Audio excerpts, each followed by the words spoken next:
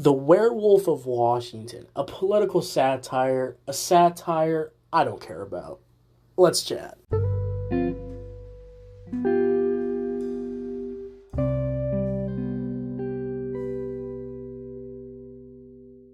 Welcome to Let's Chat Movies, the second episode of the new show. Thank you so much for the support of the first episode. We're here to deliver the content even more. Now stay tuned because after we go over, some of the movie, there will be the music critic drinking game. That segment is still going to be coming on, so stay tuned for that. The music critic's got all his kills ranked up, written up, ready to go, and yeah. But let's talk about this movie that I had to watch. Let me be honest with y'all. I'm going to be honest. This is The Werewolf of Washington. This is a 1973. It's a political satire about the Nixon time when the Watergate situation happened. It's a political satire of that. And, I will say at the time, probably, maybe one of the best at it. Probably one of the best at it at the time. There wasn't many, for real political satires about America like that. Because let's be honest, back in the time, the Red Scare and all that stuff was a real thing. So, let's be honest. This movie is definitely interesting. So let's talk about it. Let's get into the plot. The plot is reporter having an affair with the president's daughter. Sent to Hungary. Bitten by a wolf, then transferred back to Washington where bodies appear. And that is not the best description. The plot's pretty boring right off the bat. As you start going into the movie, it's pretty boring off the bat. Even reading the plot, like, what? Now, here's some top actors here. We got Dean Stockwell as Jack. Now, Bill McGuire plays the Nixon. Wasn't much of a Nixon. I would like somebody better who played Nixon, but, he did the job. I don't know if they were trying to go for, the exact how Nixon was, but, Directed by Milton Moses Ginsburg. And, yeah, this movie was definitely interesting. Definitely, had those kind of elements to it. But, yeah, we're going to get into the movie in a second. Before we start, I just want to say thank you so much for all the support, and I just gotta say this, the first episode did pretty good, and we're gonna keep going with the show, so stick around, stay tuned, crack a beer, crack a Capri Sun, crack what you gotta crack, because we're about to get into the whole movie, because I got some things to say about it, so I'll be back, you'll be back, and let's get into the movie. Here's some little facts about the movie real quick. The film is a satire on politics in Washington during the 1970s, mainly prompted by the Watergate scandal. As you know, this is a scandal about the Watergate, about Watergate. The script was written in 10 days, which it does feel like. This movie actually had large parts of it taken out for another, I think this is the better political satire. I don't remember President Wolfman in the 2012. Large parts of the movie consist of footage from The Werewolf of Washington, redubbed and recut. So that might have been the better version of this, or like a better satire, but let's get into the whole movie.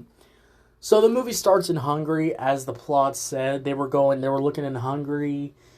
You meet the typical gypsy woman, which I will say this is a political twist of the retelling of the Wolfman. as y'all know, we've reviewed The Wolfman, and I really like that film. So you're probably like, what do you mean? Why would you not like this film? Let's get into it. Now, it starts off, I don't really like the beginning. The beginning felt too slow. I mean, the Wolfman had some slow moments, but characters felt compelling. Characters were actually entertaining to listen to. The characters here, not much really happens. I don't even know what they're looking for, honestly. We don't really get much of it, and they're just going around looking. They're just. Now, there's a woman next to him, which is acting weird. She, stops. The car breaks down or something. They get out. The woman's just staring at this man. I don't know if that was the president's. No, because the president's daughter wasn't that. But, yeah. So, I just don't understand what's happening in the beginning. I mean, even the wolf scene where he kills the wolf, and then the wolf bites him, and then he gets the curse. And, the gypsy woman, it's the same gypsy woman from the Wolfman. You know how the gypsy woman always worked. Even though I think the gypsy woman and the Wolfman relationship and the original actually felt like a real relationship. You actually felt like, oh, this is the son. This is like a son. You know, the gypsy woman kind of passes the torch on when he finally dies, and puts the necklace on and calls the guy his son and stuff like that. We get an early glimpse of the blackout. He has a blackout. He wakes up like, oh, what's happening? You'll see many blackouts he does.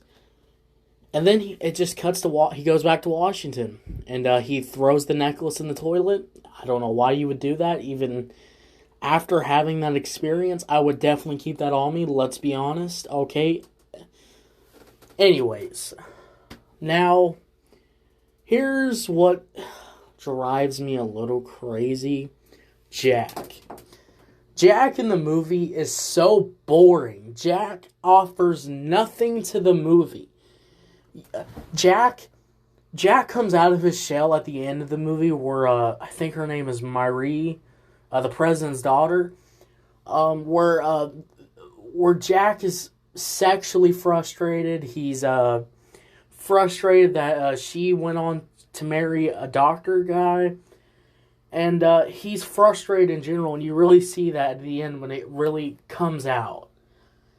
But in the whole other movie, he's just quiet. He offers nothing. He doesn't really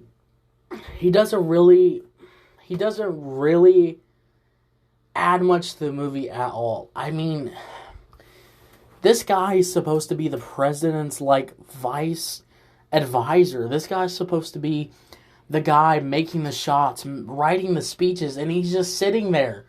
Just nothing is happening with Jack until he turns into the wolf. Which, that's okay. But why is this guy the main character? Let's focus on the president, who has a little more chemistry. Or let's focus on the president. Let's focus on maybe Marie. Let's focus on somebody else. Or let's focus on the cops or something. Let's focus on something else. Because obviously, Jack is just a placeholder until the full moon comes, and then he turns into the wolf, and then the action starts. And I'll say this too, the wolf segments, it looks bad. The wolf costume looks really bad, and it just doesn't look good. And there's a few things where there's a few. So I'll say this, there's 4 or 5 full moon transitions where he turns into the wolf. The first one's okay. It's okay. He kills the old woman. You don't even know it's him at first. I mean, but you don't know at the same time. There's that suspense into it until you see him. He finds the shoes, because he takes off his shoes, and then he hides in the stall in the bathroom. And then there's a couple more transitions where the girl and her man or her boyfriend or whatever. They try to call for help, and then There's this really horny wolf scene where it's just dragged on, and I'll talk about this too in the movie. Where just a really horny wolf scene. It's just really weird. If this was the horny wolf man, why are we killing the women when it's like man just wants some sex, But anyways, the movie has this weird thing where they focus on the Wolfman goes to this scientist, and this is towards the end. This is like the two transitions. So this is like the second one from the last one. The last one he turns into a helicopter and kills the president. So he goes to this scientist that I guess he just doesn't kill the scientist. The scientist pets him, licks him, and I don't know what's happening in that, but that's what's happening. So let's talk about this. That's the basis of the movie. It's pretty boring. It's generic. The daughter kills the Wolfman with a silver bullet. She's the one that kills him. You know how, if you watch the Wolfman, you've probably seen this. Now, I will say this, the scenes, they definitely drag on. I mean, there is a whole bowling scene for 5 or 7 minutes. I mean, they start talking while they're just... There's this part of the scene where I guess the fucking white things, I forget what they're called right now. Pins. Okay, the bowling pins. The bowling pins get jammed up in his little White House bowling area. So it's a scene where they're talking, walking over, trying to unjam the things, trying to get the machine work, walks back, and just starts playing. There was just scenes where everything just dragged on. The scenes with Marie dragged on. The scenes with any other character just dragged on, and it just made me want to lose my marbles. Honestly. It just sucks. It honestly kind of sucks. But, yeah. That's what I feel about the movie, too. And also, all of the characters kind of suck. None of them give a great performance. Even the president doesn't give a great performance. The only great performance was like the cop, but he's just a racist. He's just a racist asshole. So it's like, I don't get it. I don't get it. None of the characters here were even that good. So yeah, that's all I got. That's really all I gotta say about the movie. So, before I give you my final thoughts and what I liked and what I disliked. As y'all know, the music critic had to come in the show somewhere. So he's going to give y'all his little drinking with the music critic segment. So that's coming up next.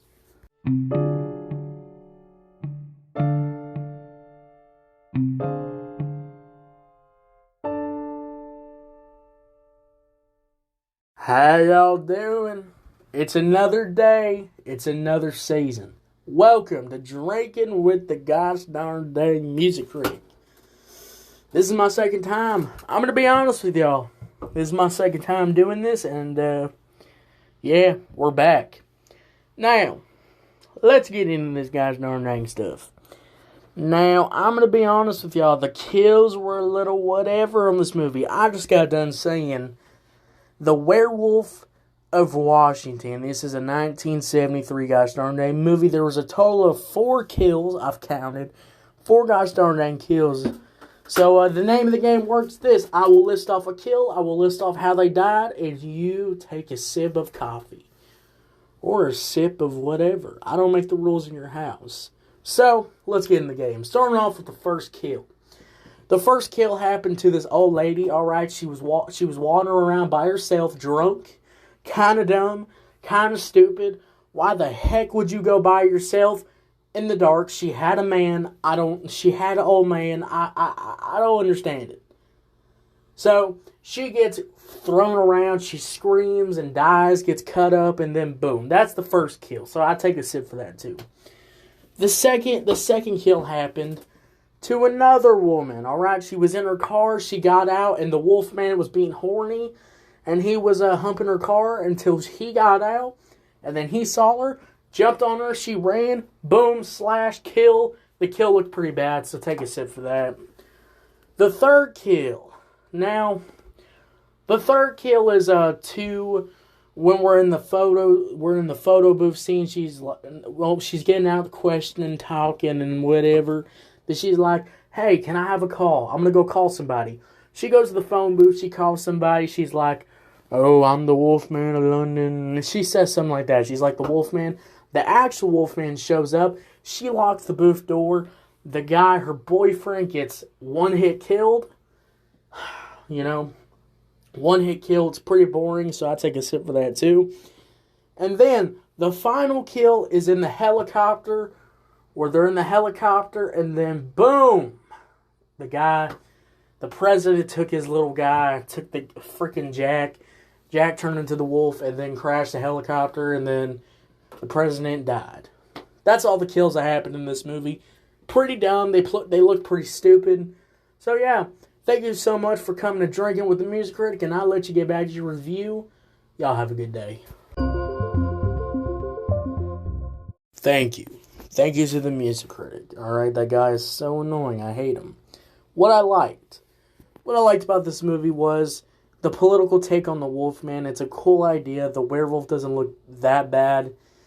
And I like the still shot transitioning into the Wolfman. They do that long shot like they did in the original. It looked pretty good. It looked pretty clean. What I disliked, a lot of the shots had too much going on. Scenes dragged on for more than 5 minutes. The characters are not that compelling. Jack is so boring, it makes me want to fall asleep. Guys, my overall thoughts here is this film is a political satire. It's a political satire of the Wolfman, and I just don't like it. It's just too boring. It's too whatever. The movie is too long. 1 hour and 21 minutes. This could have easily been a 1 hour film. This could have been a 1 hour film. But no, they wanted to drag scenes on for so long. So, overall, guys, I'd probably give this film like a 4 out of 10. So, 4 out of 10, what'd you think about it? Did you love it? Did you hate it? I don't know. Let me know. Thank you so much for listening. And yeah, this is a little episode for the week. But don't you worry. On Friday, I will be doing a collab episode with Noah from I forgot his company name. Anyways, I'm doing a collab episode with Noah. He does a cool theater podcast. And you'll see that on Friday. We covered a vampire film. We had a really good conversation. So that's going to be coming out on Friday. And yeah, thank you so much for listening, y'all. Y'all have a good one. Bye.